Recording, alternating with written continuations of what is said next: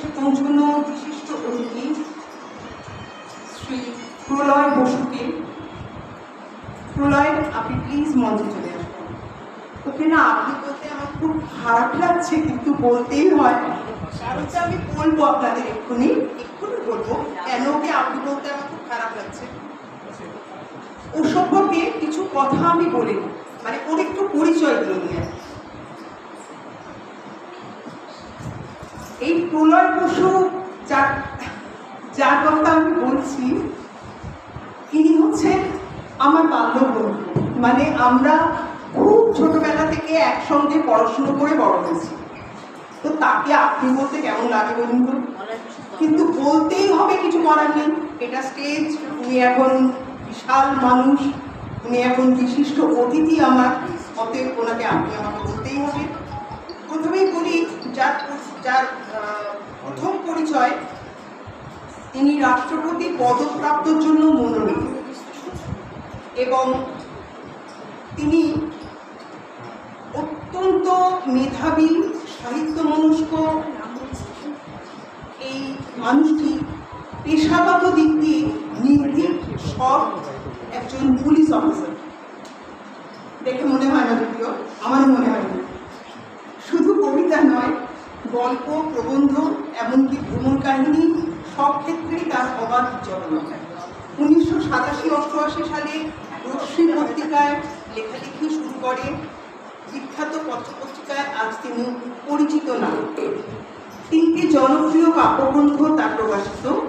অগুন্তি পুরস্কার এবং সম্মাননা তার ঝুলিতে রয়েছে, যার মধ্যে উল্লেখযোগ্য 2019 সালে আলো ট্রাস্ট প্রদত্ত মানব রত্ন, 2020 সালে রাজ্য সরকার প্রদত্ত সেবা পদক এবং 2022 সালে ভারত বাংলাদেশ সংহতি পুরস্কার। ওনার অত্যন্ত ব্যস্ততম সময় থেকে আজ আমাদের সময় দিয়েছেন, এজন্য আমরা ওনার কাছে সত্যি কৃতজ্ঞ। এবার আমরা ওনাকে বরণ করে নেব। আমি মঞ্চে ডেকে নিচ্ছি পিহু প্রিয়াঙ্কা কর্মকারকে আমার সাথে।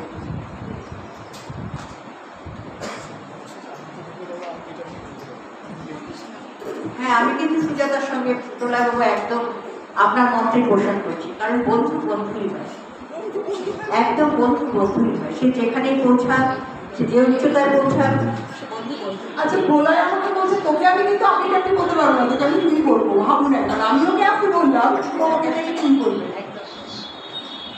আমি এটা পূর্ণ সমর্থন জানালাম, কারণ বন্ধুত্বের পরিভাষা কখনো পরিবর্তন হয় না, বন্ধু বন্ধুই হয়। তাই তাকে আপনি বলতে হবে এমন কোনো মানে নেই, একদম মানে নেই। সেটা বললে বড় কৃত্রিম শোনাবে। তুমি তোমার বন্ধুকে যে নামে সম্বোধন করে স্বচ্ছন্দ, কিন্তু সেটাই বলবে। চলুন, হাততালি হোক, প্রোগ্রাম সবাই শুরু হচ্ছে, এখন এনার্জি করা হবে। আরে বাবা, সামনে জয়বাবু রয়েছে যে, তবে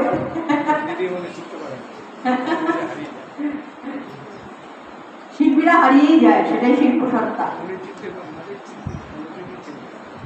শিল্পীরা মাঝে মাঝে হারিয়েই যায়। জোরে হাততালি হোক, এত বিশিষ্ট পরিজন আমাদের মাঝখানে। কোনো প্রথাগত বক্তব্য রাখবো না, কারণ ছোটবেলার বন্ধু তো, মানে খুবই ছোটবেলার বন্ধু। তো এখন এই সোশ্যাল মিডিয়ায় এই সমস্ত কাছে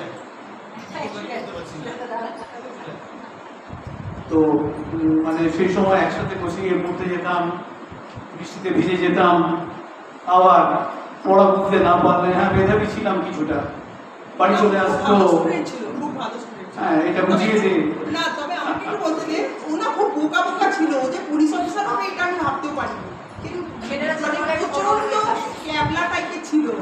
এই পুলিশ অফিসার কি করে হলো এটা আমার অষ্টম আসবে। আমি একটু ওভারল্যাপ করছি, ছেলেরা কিন্তু ছোটবেলায় একটু বোকা বোকা, মেয়েরা একটু বেশি পাকা থাকে। তাই সেটা দেখুন না, এটা ধর বয়স 18-21, 3 বছর পেছিয়ে তো আছে আমার থেকে, কিছু করার নেই। কোনো একটা মাধ্যম থেকে আমার কাছে প্রথম আমন্ত্রণ এলো সৃজন সাথী শিল্প সাহিত্য সংস্থা ব্যাপার। তা একটা ফোন নাম্বার এলো, লেখা দিন ইত্যাদি ইত্যাদি হলো।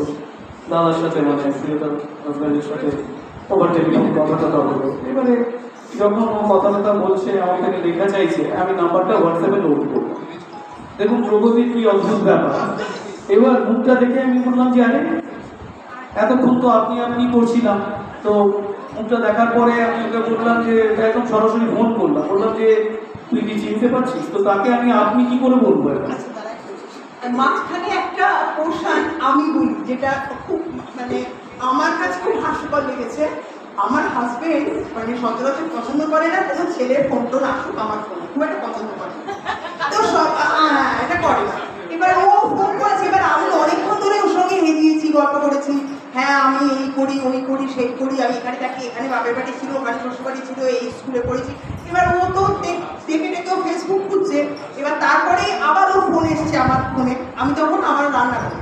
এবার আমি ফোনটা ধরি, আমার হাজবেন্ড আমাকে বলছে যে ছেলে বন্ধু একটা দেখলে অমনি কথা বলা শুরু করে দিলে। হ্যাঁ আচ্ছা আচ্ছা বাবা বলবো না, আর ফোন নিলেও কথা বলবো না।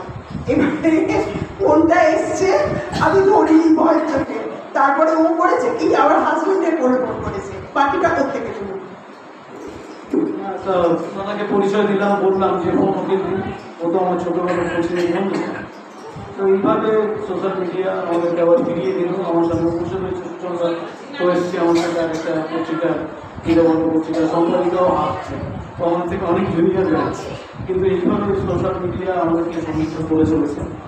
আর অনেক আরও কিছু কথা সম্বন্ধে একটু না বললেই নয়। যখন পড়াশোনা করতাম সেই সময় থেকেই ওর ভেতরে একটা এই সাহিত্য নাটক, কিছু লেখালেখি করার একটা ইচ্ছা, অনেক অন্যরকমভাবে চিন্তা ভাবনা করার একটা ব্যাপার সুজাতার মধ্যে ছিল।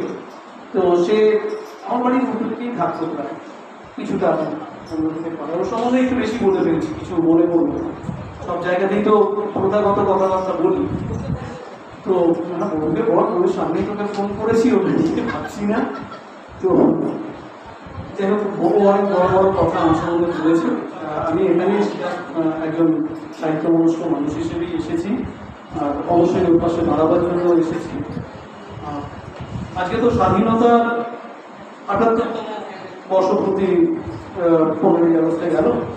আমাকে বলেও দিয়েছে কি কি বলতে হবে, 5 মিনিটের বেশি বলা যাবে না, স্বাধীনতা নিয়ে 2-4টে কথা বলবি আর নিজের একটা কবিতা বলবি।